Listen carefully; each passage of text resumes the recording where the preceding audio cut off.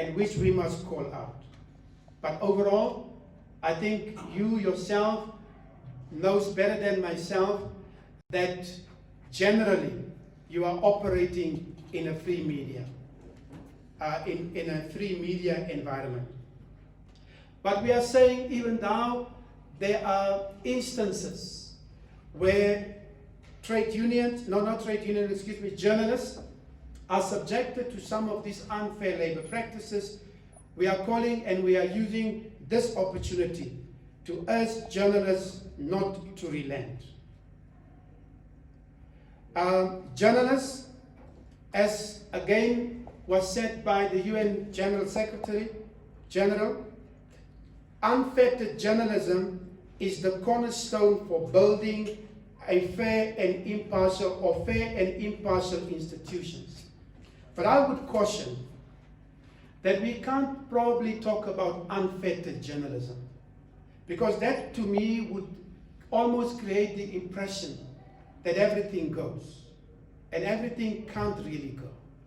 For that reason, we've got a code of ethics and conduct that is holding journalists accountable to certain standards. And in terms of the code embraces very specific values and principles.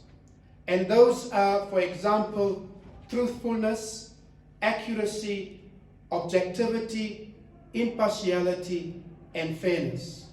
As I said, contained and which forms the backbone of the code which is enforced by the Media Ombudsman.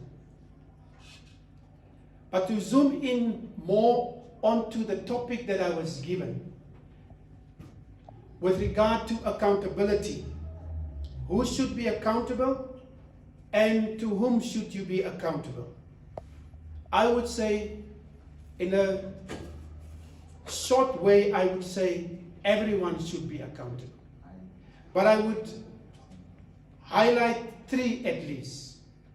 I would say when we talk about accountability in our context, the very first person that I would single out is the journalist, him or herself. I'm saying accountability starts with self. Start with self in terms of adhering to the code of conduct to make sure that you are reporting within the confines and standards and values listed in the code of conduct. It also starts self by reporting in a way that respects human rights and the rule of law. Again, my input will be incomplete and probably biased if I won't mention the unsavory instance or incident that happened during the protests that we've seen about a month and a half ago. I was interviewed and I was asked, to what extent can a journalist that is covering a protest march participate in that march? I may be controversial in stating it here, but I said, for me, that is unethical. It is unprofessional. It doesn't say you don't have the right to participate, but you certainly cannot conflate your reporting on a particular instance and at the same time also actively participate in that demonstration. That would be counter to the very values of objectivity, impartiality, and neutrality that the code is holding you on to. So that is what we talk about in terms of being, it starts with self. And as I said, having done that is a breach of our code of conduct. The second person or the second group of people that I would single out in terms of this accountability talk that we are talking about the accountability issue that we are talking about is obviously, and without fear or favor, is the political leadership, the political elite. Journalists are having the responsibility to hold our leaders accountable without fear or favor. And I'm saying the political elite and the political leadership, at whichever level they are serving, are in the public service. They are there to serve, as the word indicates. They are not there to be seen as demagogues. In fact, some of them feel so offended if you do not address them as honorable. So, and that is not what this is all about. So, for the politicians, then we are saying, especially for the MPs, if we really want to live up to what the Namibian Constitution is talking about, and I must say I don't fully agree with the previous speaker about how bad the Namibian Constitution is. It's really not that bad, or at least that is my opinion. We've got a good constitution. Of course it is not perfect, but one of the values that the Namibian Constitution is really emphasizing is the issue of openness and accountability. And I want to use this opportunity to call on the members of Parliament to stop their bickering. There is currently a bill that can take Namibia 100 steps forward if it's going to be passed, and that is the Access to Information Bill. But because of bickering of who should be part of the various standing committees, the commitment that the President has made that the Access to Information Bill, if he were to be having his view, his wish, was supposed to have been passed last year. Parliament is in recess. They are coming back only in February. So it goes without saying that the Access to Information Bill will not be passed, simply because, or amongst others, that at the moment that we are where we stand, we do not have an active standing committee to which this bill was supposed to have been sent to. Shame on you. The country has been waiting for an Access to Information Bill, which is so crucial to hold those in power accountable. So that's what we are saying, stop your bickering. The third party that I want to single out in terms of accountability is, of course, the employer. In your language, in your parlance, is the media houses to whom journalists are working. The previous speaker spoke about the Labour Act that underlines the importance of fair working conditions. Fair working conditions are not charity. These are fundamental, inalienable rights which every employee is entitled to. And journalists working for the various media houses are nothing else but employees. And for that reason, they are entitled to fair working conditions.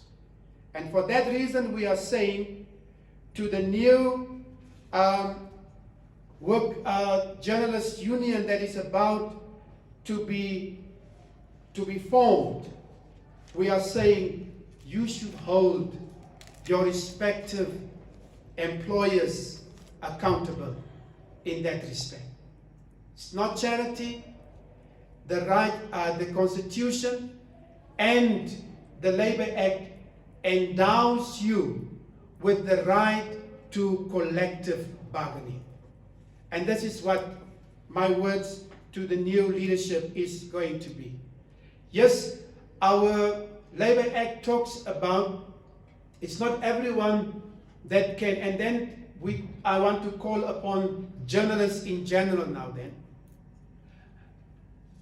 The new union would only be able to engage in collective bargaining if, under the current legal framework, they enjoy what is called in the Labour Act exclusive bargaining status.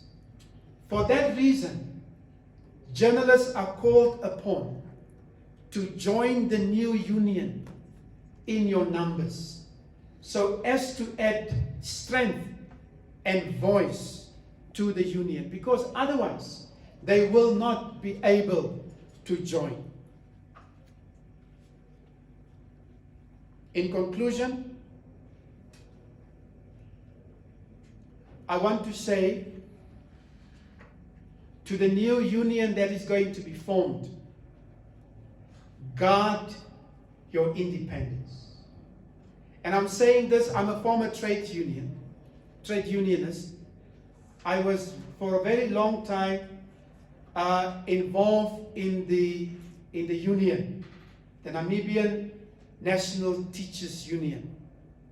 I was at one point the Secretary General of Nampu. And there I've seen that the pitfalls of not being independent. And for this reason, I'm calling on the new union, and I'm saying, guard your independence. Desist from any form of capture from any quarter, whether it's finance, from whichever quarter, or political, but guard your independence jealously.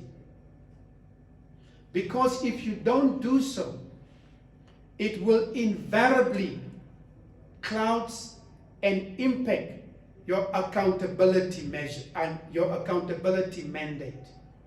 I want to say that guard your independence, desist any form of capture, because if you don't, that will invariably captures and impacts on your accountability mandate.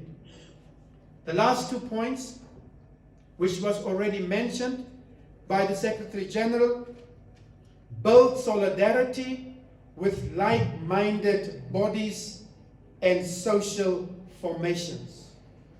For the new leadership that is going to be elected, please do not imitate the kind of demagogue-ship that we are talking about. You are there to serve, not to be serviced. So do not, if we are talking about the political leadership that wants to be almost worshipped, don't imitate that same thing. You are there to serve, and you serve the people by being one of them and not being the person that wants everyone to bow because you have said something. With this few remarks, I would urge all journalists to throw your weight behind the historic event that we are witnessing today, and I wish you all the best of luck. Thank you so much.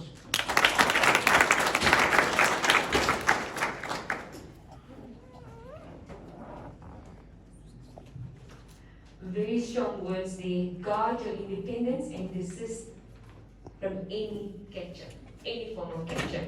I think especially for the leadership, the new leadership that we're going to elect today, it is very, very important to note down some of these comments. Very, very strong comment there.